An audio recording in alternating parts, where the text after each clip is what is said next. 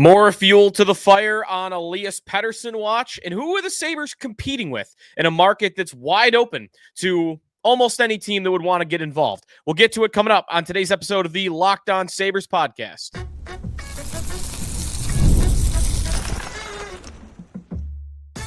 You're Locked On Sabres, your daily podcast on the Buffalo Sabres. Part of the Locked On Podcast Network, your team every day.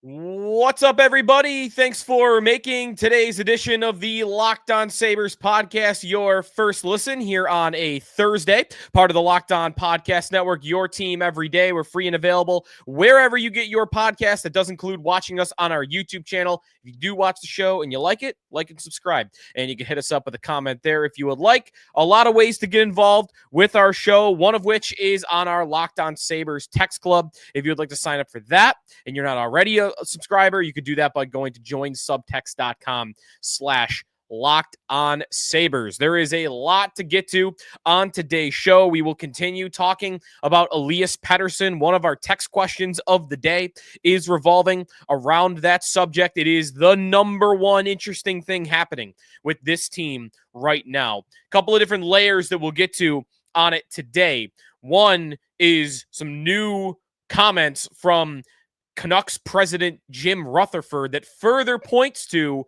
a trade being on the horizon for one of, if not both, of his top forwards that there is a feud going on with right now. And if there was any doubt before Rutherford spoke this week about there being an actual feud or if it was just perceived, I think that all of that has been put to bed. Compared to like when Jack Eichel and Ryan O'Reilly were here in Buffalo, and there was a couple of months there where it was, I think there might be bad blood between the two. They didn't look like they shook hands on some video, and, maybe there's a locker room problem between Eichel and O'Reilly. And that never really got off the ground. Like, there was always a wonder about it, but nobody ever said that it was real. Maybe they weren't the best of friends, but as far as I know, years later, I've never heard anything about those two actually not liking each other. Again, maybe they weren't as tight as like Eichel and Reinhart were, but it's very different in Vancouver right now. Like in Vancouver, the questions came up about JT Miller and Elias Pettersson, and then they kept growing, and then the team basically confirmed it, which is kind of wild. I appreciate it. In the media, I love when these GMs and presidents and coaches are brutally honest because it's good content. It's interesting. It's fun to talk about. But from the team's perspective, I don't know what Vancouver thinks they're getting out of it. What Rutherford specifically thinks the benefit is of going and talking to the Globe and Mail in Vancouver and just laying out what's going on, the dirty laundry behind the scenes. So we'll get to that coming up on today's show. And then I want to get to who are the Sabres competing with, because this guy's got no trade protection. Elias Pettersson, a lot of teams you could think would make the call at least and see if they could work out a deal.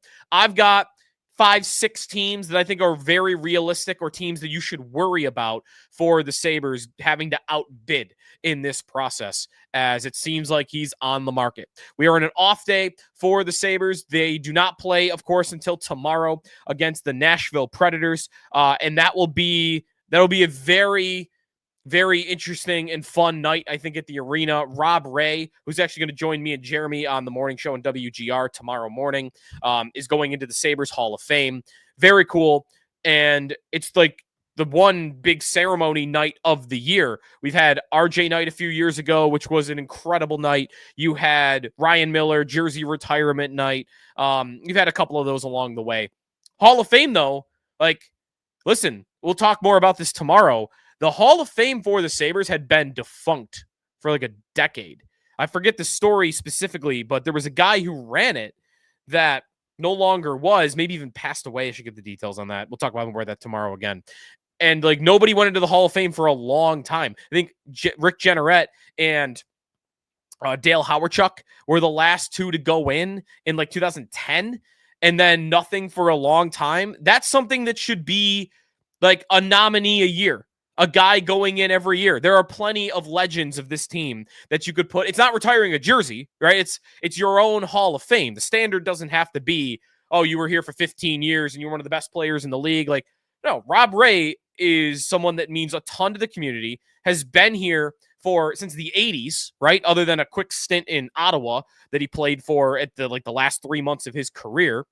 And he's beloved. Everyone loves Rob. He's fun to listen to. He's on the broadcast and has been now for almost 20 years. So Rob Ray goes into the Hall of Fame. That should be a night a year. Alexander McGillney night. Vanek. The Pominville. Some of these guys coming up that might not graduate to jersey retirement. You're going to want to bring fans in for something that's not just the game. Start firing up the Hall of Fame again. So I'm very glad to see that they are doing that starting tomorrow with Rob. Let's get, though, to Elias Pettersson. Before we get to my topics for today on this subject, one text question that I want to get to. Again, you're texting in.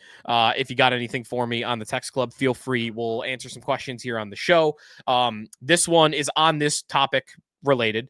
One texter says, what's your thoughts on the Sabres? If the Sabres think Kulich is their second line center, do the Sabres think Kulich is their second line center if they make the trade for Pettersson? And that's a good question. I would assume the texter's thinking the same way here, that Dylan Cozens would be involved in the trade of bringing Pettersson in here. And that's where I think right now. I find it hard to believe that there is any trade package where the Sabres get Elias Pettersson that does not include Dylan Cozens. I think Cozens is an automatic at this point. Now, maybe Bo Byram is too, but I think that's a little bit more debatable. Maybe Owen Power is somebody that Vancouver would ask about. Maybe they'd rather go for another forward like a Zach Benson or JJ Peterka or maybe Kulich.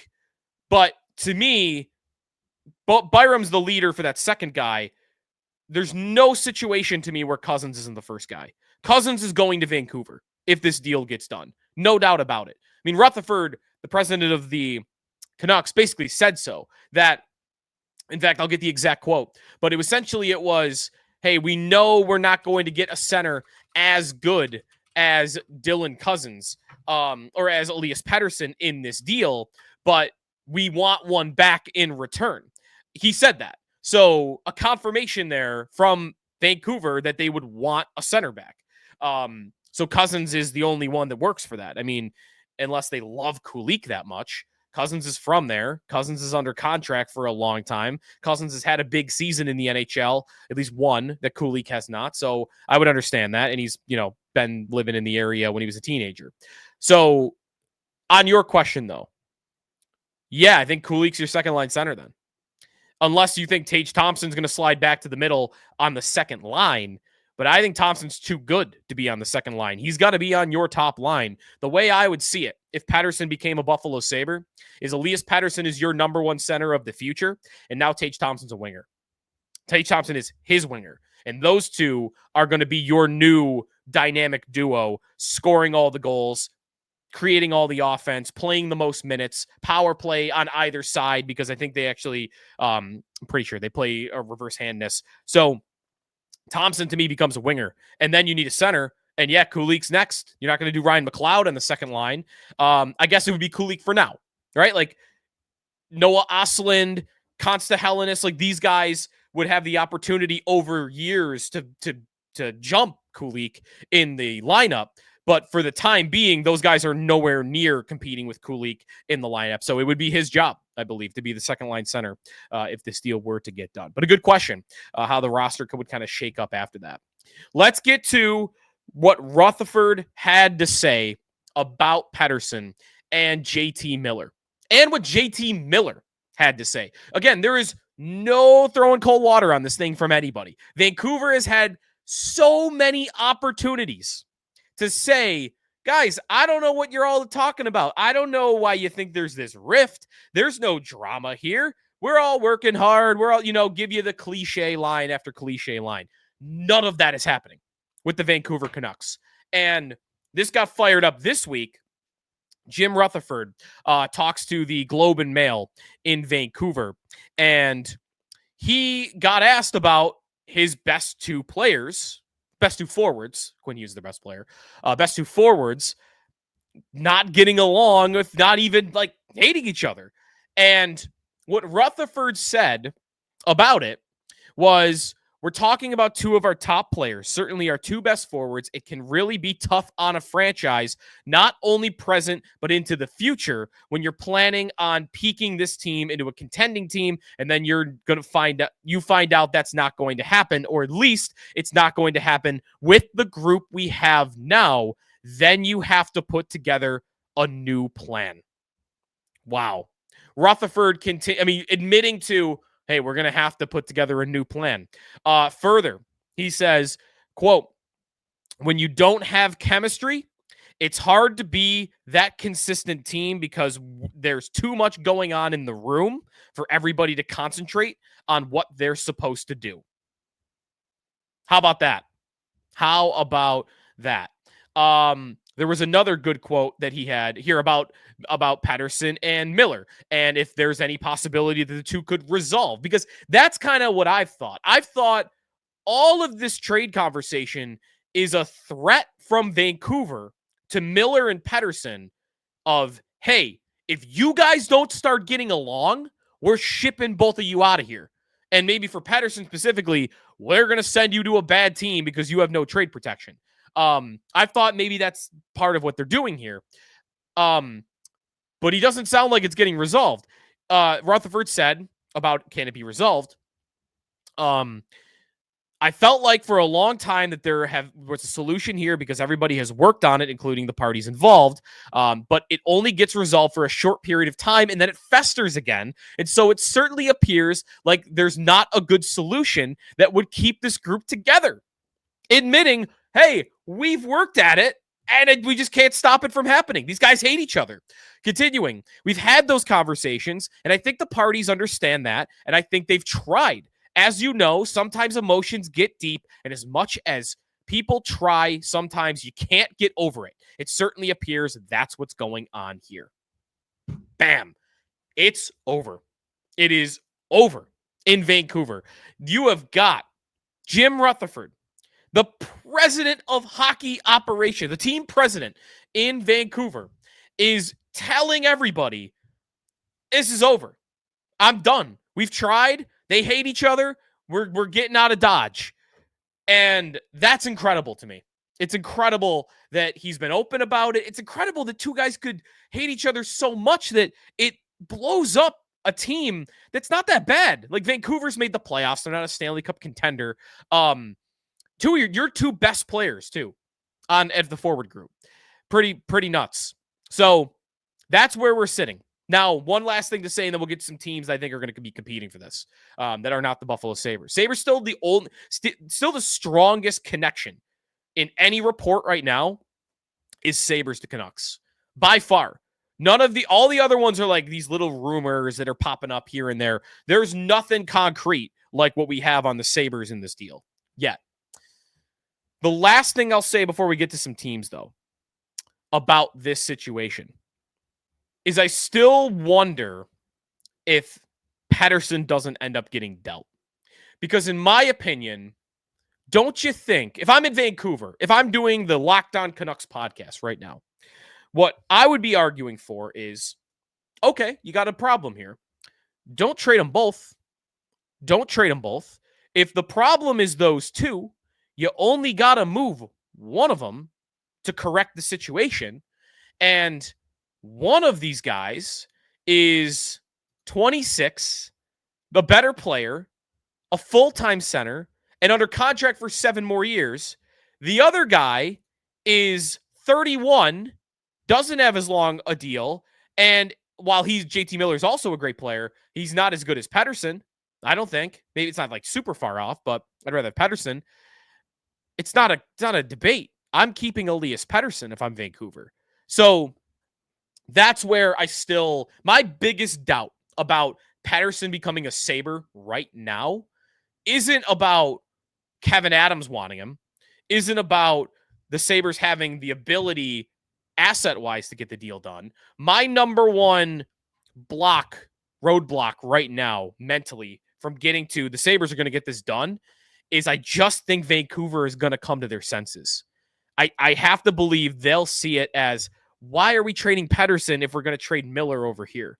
But maybe that's part of it. Maybe they don't know if they could trade Miller for a haul, and if they could trade Pettersson for a ton, and they can't get a ton for Miller because of age or whatever, then maybe that's what ultimately decides it. So that's where we're at. But one way or another, that duo is ending in Vancouver. Oh, I never got to Miller. JT Miller. Again, nobody is putting a fire blanket over this. Nobody. JT Miller gets asked after his game last night, hey, did you see Rutherford's comments? Do you have any reaction? Nope, I don't have any reaction. And then he gets a follow-up, the softiest softball ever of, is there still a rift going on between you and Elias Pettersson? Like, is it the situation improved at all? It'd be so easy for him to just sit there and say, yeah, no, we're working hard. We're professionals. We're trying to find a way to win these games. Like, he could give you any cliche imaginable. And JT Miller sat there and said, I don't want to get into it. I mean, these guys hate each other. That's all there is to it. All right, when we come back, who is the team you should worry about the most outbidding the Buffalo Sabres for Elias Pettersson? We'll run through some candidates and teams you should be watching when we come back here and what they have to offer coming up on the Locked On Sabres podcast.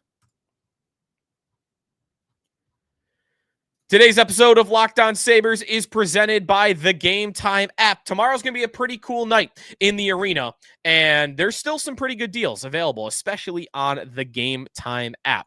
And of course, if you want to check out some playoff games, you want to go around to when hockey playoffs start firing up in a couple of months, or the NBA, always check it out on the Gametime app. Gametime has a new feature called Gametime Picks. That makes getting tickets for events even easier. It filters out all the fluff, only shows you the incredible deals on the great seats or the seats you're looking for in a certain section, so you don't have to waste time searching through thousands and thousands of tickets. I recently have used Gametime Picks. I always like using Gametime if I'm looking for last minute tickets, especially because you have tickets that are available right up to the start of the event or sometimes even after. Looking in right now, like what's available for this game tomorrow. It's going to be a fun night, ceremony before the game.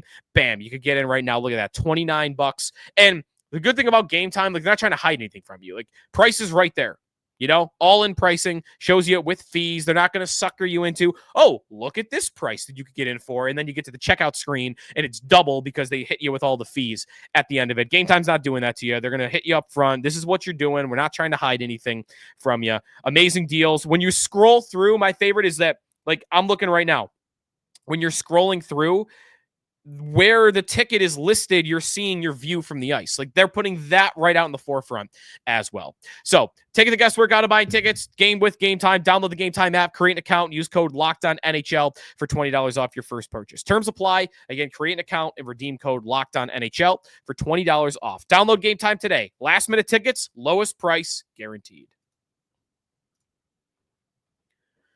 Back here on the Locked On Sabres podcast. I love being able to talk about this Elias Pettersson stuff. Oh, it's been too long since we had a real good, interesting Sabre trade conversation that actually mattered to the team, right? Like, when, in past years, what's a Sabre trade conversation sound like in the middle of the season?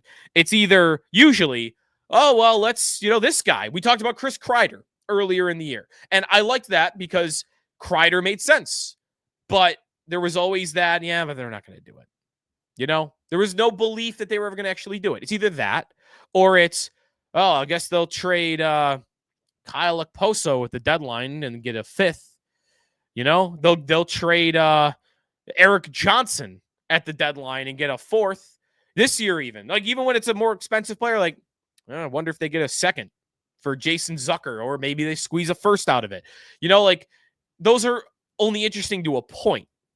Elias Pettersson is an impact trade that affects the course of the franchise because he's that good. Like, it doesn't have to go well, but you're giving up a lot and the talent level. So one way or another, something's going to change. Something's going to be different. And it might be something positive finally. That is where this idea is so fun and interesting that I just love talking about it. And there's a lot of different angles to hit it at because it's a unique situation that doesn't come about all the time. And with that leads us into who are the teams you should be thinking about and wondering, hey, can so-and-so outbid the Sabres for this player if they want him. Let's start running through some teams. I looked up, I'll say this on the forefront. I went searching before this episode. Let me do some research. Find out, is there any other concrete rumors, anything solid about any of these teams? And not really. There's nothing that competes with Friedman and Dreger and Dave Pagnotta on also, so 3, sometimes 4 insiders, depending on where you're looking, that are confirming Chad DeDominicis locally, right? Like you got local guys too, Lance Lysowski, all these guys, Paul Hamilton. The Sabres are in this. They're in it. Everybody is saying it. You're getting like one guy over here says Ottawa, one guy over here says Nashville. Like that's all you're getting with these other teams. So that leads me to believe the Sabres are the favorites. But let's start running through those other teams. Ottawa we'll start with, because Ottawa is a team that Dave Pagnotta wrote about at thefourthperiod.com as a team that he thinks is going to be in this, or is at least made a call, and we'll see if they make an offer. Now, when you look at Ottawa, Ottawa's got some things the Sabres don't have. They might not matter, though, in this case, because remember, Pettersson doesn't have any trade protection. He doesn't have as much leverage to dictate where he will go. If he did, Ottawa's in a playoff spot. Ottawa has looked like they've begun to turn things around, and they look like they're on the positive path forward, while the Sabres don't look like that right now. That helps them with the player. With the team, though, this is the team that I will say that is most comparable to the Sabres for what assets they could give up. Because Vancouver wants a center, and Ottawa's got a center that I think would fit for getting Pettersson to the Senators, and that is Joshua Norris. And Norris is a good player. He is, I think, better than Cousins at this point in his career. He, too, had a 35-goal season a couple of years ago. He's given them a little bit more this year, but last year kind of had a injury-plagued season, so it's been a little bit up and down, but I like Norris a lot as a player, and I would rather have him than Cousins. But on the other hand, there's no defenseman in Ottawa that I think matches Bo Byram. Jake Sanderson does, but Ottawa's not giving up Jake Sanderson because he's their number one defenseman. Maybe they'd be willing to part with Thomas Chabot. Maybe. At 28 years old, plays 23 minutes a night. You know, he's put up some points in his career, good defensively, bigger body. Thomas Chabot would fit that. But again, Ottawa's a little thinner on the blue line, and they don't really have another guy like Chabot. So I don't know that they would be as willing to move him. But if they were, that's the type of package that could compete with the Buffalo Sabres. And they don't have cap space. So Norris would have to be in the deal. That's over $8 million a year to offset the 11.6 they'd have to take on for Pettersson. Sabres don't have to think about salary. Ottawa would have to match them up. That's another reason why I think the Sabres would be in the lead over them. Another team. This team has been connected. In fact, this is the one team that before a trade last week, all these insider guys thought this is where he's going. Carolina. Now, I'll mention them here because the reporting was that a lot of people thought that Pettersson was going to Carolina last week. They trade for Mikko Rantanen instead. So we have confirmation Carolina wanted Pettersson, but then they traded for Rantanen. So now the belief seems to be, well, they can't do both, right? I mean, Rantanen's going to command $12, $13 million a year, maybe even more. One of the best goal scorers in hockey. They can't do that and then go acquire $11.6 million Elias Pettersson, right? I don't think so. The only reason I'm mentioning them here is because we have confirmed interest from them a week ago. And I guess if they really wanted to get creative, they could send back Jesperi Kotkaniemi, but that's only $4.8 million. They'd have to make up a lot of other salaries somewhere else. Maybe that's, I don't know, Jacob Slavin at 30 years old could fit that description. I just think they'd have a really tough time matching up the salaries because Carolina, like Ottawa, is a team that is right up against the cap. And the Sabres don't have that problem. So I don't think Carolina would still be in it, but worth a mention because we know they were interested a week ago. When we come back, what about some bottom feeder teams? The one part about Pettersson that's unique is no trade protection. The Sabres are not the only team in the league that has a tough time acquiring players and find themselves on no trade lists a lot. And I expect all those other teams, a lot of them, to be in this as well. We'll get to that when we come back. You're in the Locked On Sabres podcast. Back here on Locked On Sabres, we're talking trade stuff. A little over a month away, month and a week or in change away from the NHL trade deadline on March 7th. Sabres and Predators tomorrow at KeyBank Center. Let's talk more Elias Pettersson. Who is going to get that done? I think Ottawa is a candidate. I mentioned Carolina. These now the group of teams that are kind of at the bottom of the standings and I think could make a deal like this. Let's start with Nashville. There's been some writing about the Predators, tomorrow's Sabre opponent, wanting to get in on this. They have Steven Stamkos right now on the top line, has played some center for them. They're having a really bad year after signing Stamkos in the offseason. It would have been one of hope, right? Like they made a bunch of moves. They brought in Jonathan Marchessault. They signed Ryan O'Reilly, of course. That was last year. Stamkos they bring in, as I mentioned, Brady Shea. Like they've really gone the veteran route, and it's crashing and burning. So maybe they want to slide Stamkos back to the wing, where he played a lot in Tampa at the end, especially since he's at his age anyway, where that's not a long-term solution at center. And they want to acquire Pettersson to be the long-term number one center, because right now it's Stamkos O'Reilly down the middle. That's not it. Now, do they have the pieces to get that deal done? Yes. Yes and no. It would be a different type of package than what the Sabres would be offering with Cousins and Byram. I think it would have to begin with Fedor Svechkov, the first-round pick, 2021, 19th overall, Russian centerman, 21 years old. He has only played 20 games this year in his first season in the NHL. He has 6 goals and 2 assists. So, to me, is he kind of comparable in value to Yuri Kulik?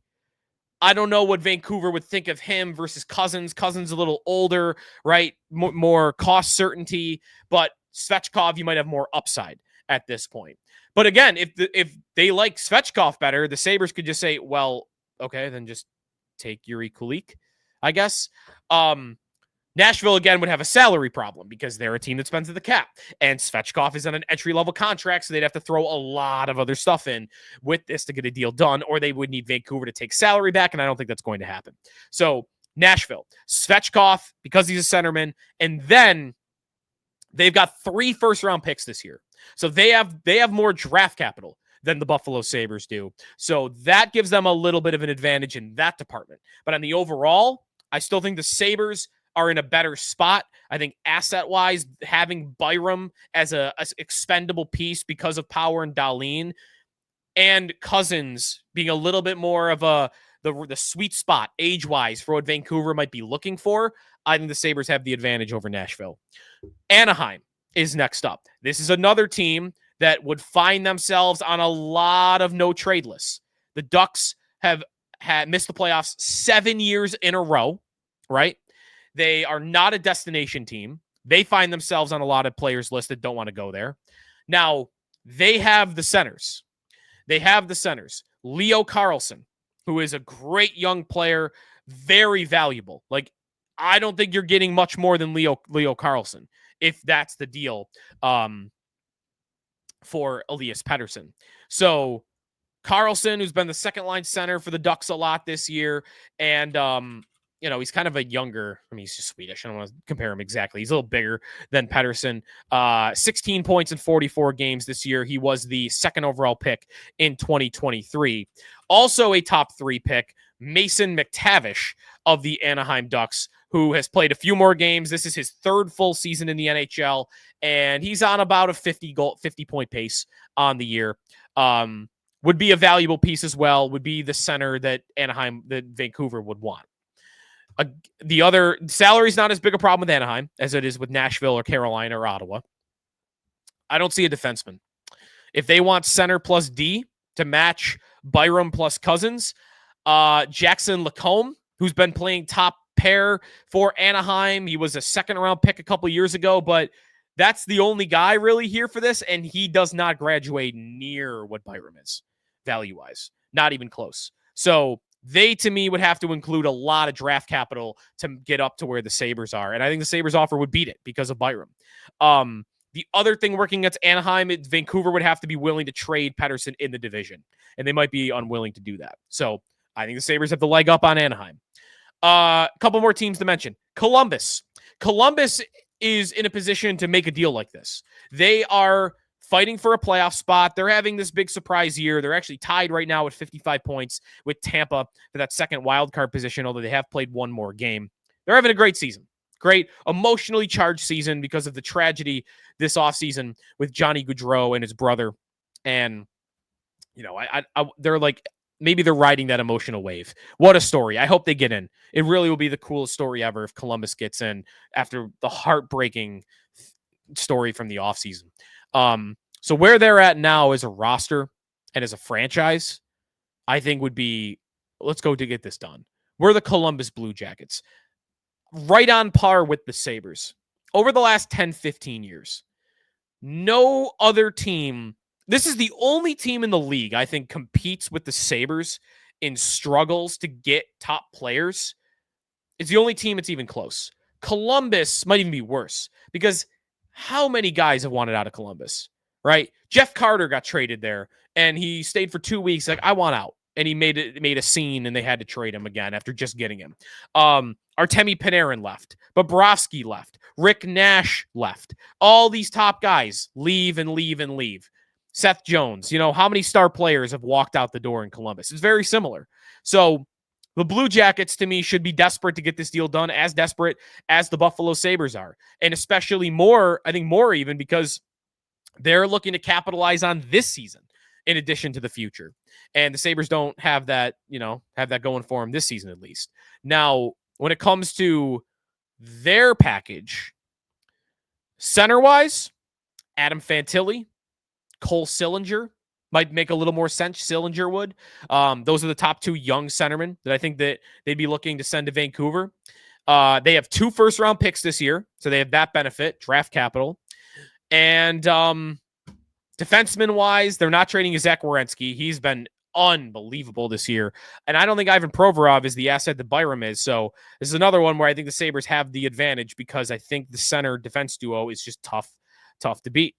And then, you know, quickly, Philadelphia, Utah, the Rangers. These are all teams that are worth a mention here. But, last one I want to talk about. I don't think they're in it because I don't think they have near the assets. Boston needs Elias Pettersson terribly. They badly need Elias Pettersson. They have no centers, and they're trying to keep this window of winning open. But they've got no shot. Like, they've got nobody to trade him. Nobody that makes any sense. Unless they want to trade Charlie McAvoy straight up and do that. But if Vancouver wants a center, they don't got anything. Pavel Zacha, they don't want that, I don't think. So I don't think Boston can realistically get in the game because I just don't think they have what it takes to get the deal done. So that's a quick look at what some of these other teams you should be thinking about are up to. I think Ottawa is maybe the number one team that I'm watching. But I think this is the Sabres trade to lose. If he gets traded, right? That's my biggest if. Is Vancouver actually going to decide to deal him? If they do, I don't see a team that has a better package to offer right now than the Buffalo Sabres do. Kevin Adams, just don't get hung up on some throw-in extra to get a deal done. All right, tomorrow, Rob Ray Hall of Fame ceremony. Talk about Rob a little bit, his career. We'll preview the game, and we'll look ahead to the weekend as well. Text questions also if you want to hit us up. Join subtext.com/LockedOnSabres. Please sign up. We'll talk to you tomorrow here in the Locked On Sabres podcast, part of the Locked On Podcast Network, your team every day.